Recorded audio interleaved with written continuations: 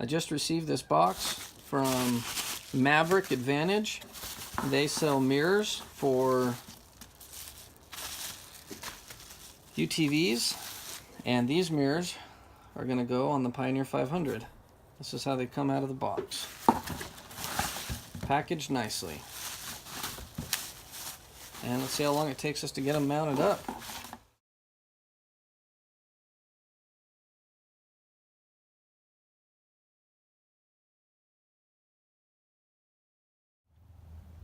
I've been using these new Maverick Advantage mirrors for several weeks now, and I'm happy to report that they are very good mirrors. They're exactly what I hoped they would be. If you need to make any adjustments to the mirror, it's as simple as using a 10mm socket, and right underneath here there's a nut you adjust. If you tighten it just like you would anything righty-tighty, it tightens up, firms up the mirror so it doesn't move.